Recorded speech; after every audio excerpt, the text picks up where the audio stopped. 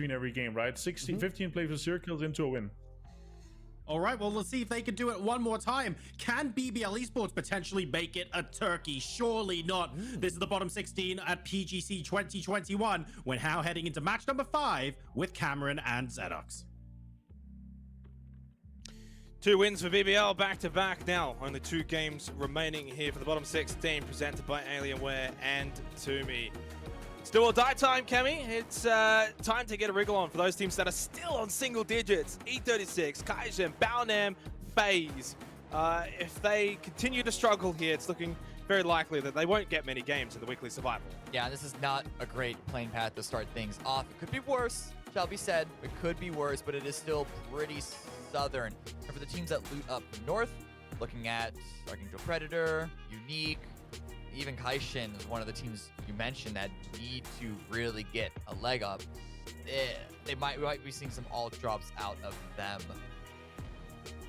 I don't know if the Dignitas BBL confusion is going to happen a second time. It looks like they're going to be spreading out pretty easily. But yeah, it looks like Kaishin are actually putting themselves away. Oh, maybe I spoke too soon on that front. I think they might be trying to race each other for vehicles, but this is 3 teams all floating next to each other. Where are they going? They're all going El Pozo area.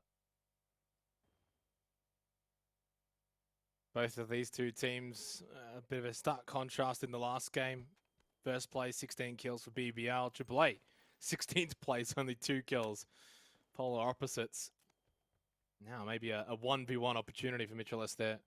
And Jayers could be on the cards. M16, maybe you can find something a little bit better. Circle, not quite central. Games now FaZe come in. This is another team that desperately need points, and so this could be an opportunity for them to pick a few up. The Honey Badger is going to be here in the vehicle, could be ready to defend. Unfortunately, they have taken a lot of points, so it looks like the cycle continues for Dignitas. Yeah, this is a strange little pull-up, though, from FaZe. Like, 80 just kind of sitting here out in the open. Honey Badger can now also push on. Like, I'm not sure exactly if this is the right play from FaZe. They've almost gone half approach, and they've absolutely ballsed it up. That is awful from FaZe Clan. You either push and you go the full length, Cam, or you just don't do it at all. And in the end, they've kind of just done this like little half-ass push close by as Dignitas. They get fully punished for it, and they're down to 2 players. Like, this is staggering from FaZe. They're going to be down to probably 1 more because BBL are on the roam. They got the revive. They're able to save Smash. Now back up as for, oh no, FaZe might be the team that are out in 16th place. What is going on? They were not involved in this fight at all. They elected for this. In Phase 1, they elected to third party, up close and personal. Clean up the scraps, really. Na'Vi right now, trying to send some shots over towards Kaishin, who are sending it in. Kaishin have already been badly wounded, and once again, we are seeing them drive around with seemingly no goal in mind, no end target. Yeah, and that's great news for FaZe, that there's a team that's struggling probably even more than them right now, and that's Kaishin, who have not been able to do anything. Yuppie's the solo. He's got basically Unique and Mad Clan. Technically 3 teams here, but really it's 2. Aduzi goes with that initial nade. That might be successful. At least gets a lot of damage, and now the spray into Taper just falls short. 2 more nades. Yuppie gets caught in the midst of it also. Kaishin do go out here in 15th position. They're in last, still on 8 points in solo, 16th position. Aduzi, the spray to 2-tap, heads the headshot, but not the knock that he was looking for. Fate, Dante, both down for Unique. That grenade might do the trick, and it does. 2-tap actually gets knocked. And that gives Aduzi the opportunity to go for the revive onto Fate, but Lash is there. The Molotov doesn't hit. So the revive is going to come through. Are they going to have an opportunity to get Dante up? That's the real question, because Lash is going for the revive of his own. 2-tap is now bleeding up the high ground. It's only Lash remaining as the end goes down. Faultlessly, Aduzi and Fate all still standing for Unique. Definitely a winnable situation here against Mad Clan. Faultlessly's going to be careful. The angle being held by David, but he hits the headshot. And Aduzi will confirm for Unique, and they're winning this. Lash now the only one left, and he gets taken out. Aduzi's come to the rescue. He gets the majority of those kills. The Mad Clan will be out in 14th position. Still just holding on to a top 6 spot. Fex will be meeting his end.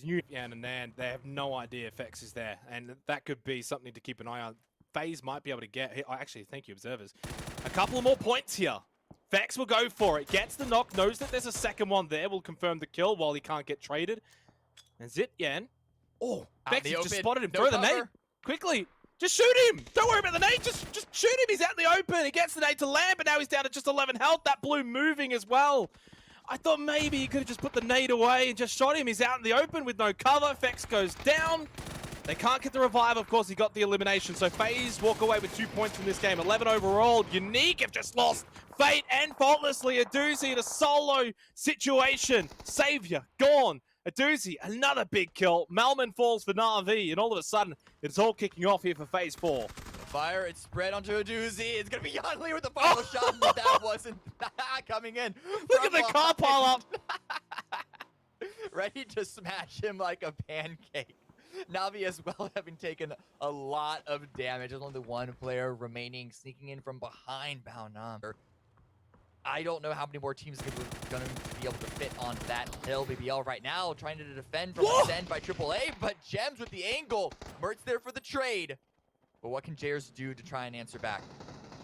Yeah, they got the numbers. We'll focus on AAP pushing on to game home. McMoo with the nade. He'll throw that one out looking for Silent Night. Already down to half health. CJ taken down, and he's going to be out for the count. Sylphie with that one. Nice nade on the McMoo. 1 for 1 at the very least here. Archangel Predator lose CJ, but then it's actually 3007 that ended up nading McMoo. I didn't even realize that at first glance. Sylphie, though, continues to have a very strong PGC. Gets that kill onto Silent Night. Big points here for game home. Now up to 31, suddenly into the top 6 overall. Archangel Predator, more so towards the bottom of the standings. They need a couple more kills in this environment, and Algent Bots obliges. He got the knock on to 3007, and this Sylphie Disgusting remaining. Knows where Mad Dog is. Prepping the flash, though, because all he has is smokes remaining. No offensive piece of utility. At least McMoo hasn't been knocked. He's been picked up and has an opportunity for the revive. Sylphie swinging out the side. Heavy damage on the Mad Dog, drops him down. It is just Ajambot remaining, but while all this is happening, Enter Force are sending in shots from the high ground, dealing extra damage, extra points of chip onto the HP.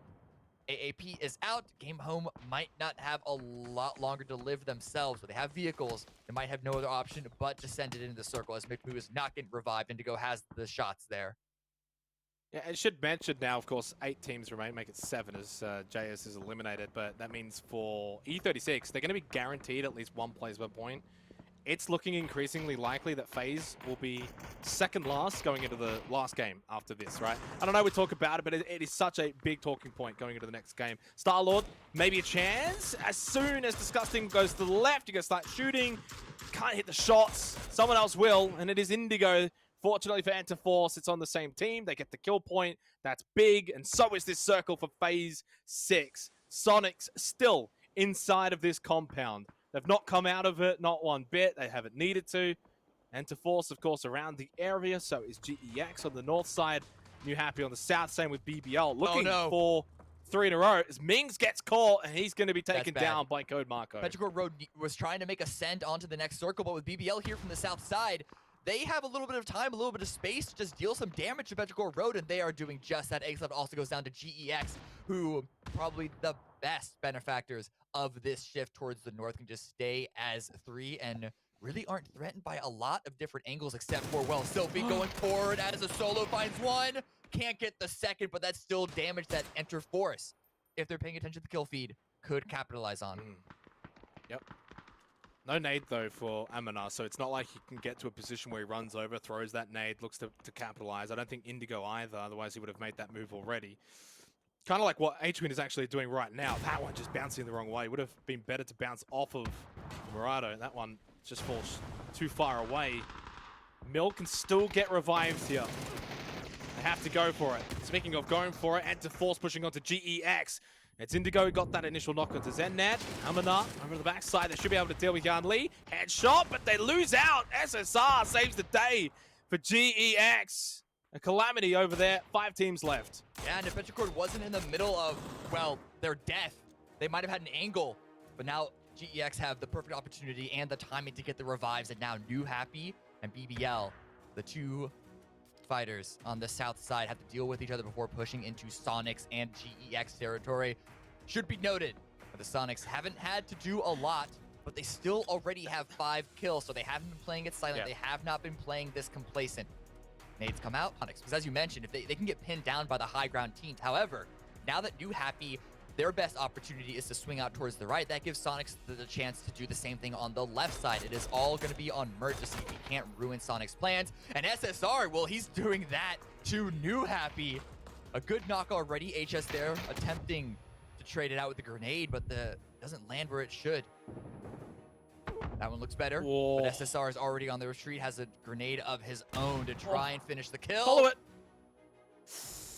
Yeah, I thought that might have actually got the job done, but somehow the town player stays alive. Zipyan. Oh, no, never mind. SSR just deals with that. HS suddenly. Well, this is going to be a win for SONIQS, which I'm just going to say, why are SONIQS still at that building? You're hearing the commotion going on. Push out, third party, be aggressive, be like the SONIQS of old. Look how hesitant they are. I mean, I'm maybe being a little bit, they're worried about the backfill, harsh. right? They know that BBL I are get still it. in this game, so I have no clue where But Mert come on. is. They're even leaving Hwinn behind to watch that rock, expecting this exact play. Oh, he might have missed it. Yeah. Oh, no, I think he spotted. Well, he might just be spotted. Hwinn, you can see he's going a little aggressive there to wait for Mert, but nonetheless, the rest of the team is moving out. But they can't extend that much further because of Mert.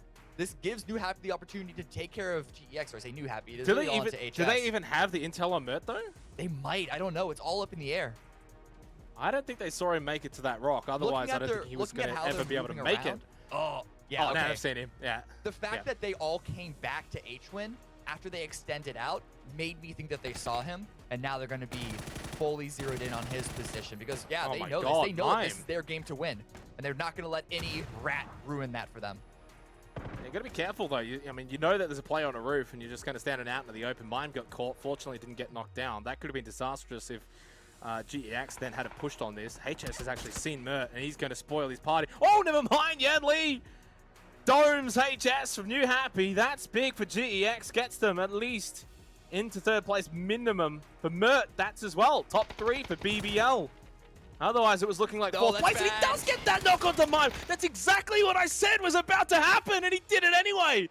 GEX, if they've got any nades, they could really spoil the party here, even as a duo. Right now, technically, it's a 2 versus 3. 2 versus 2 because one of them is stuck on the revive. Yanli still not exactly sure on where exactly the SONIQS have been able to rotate to.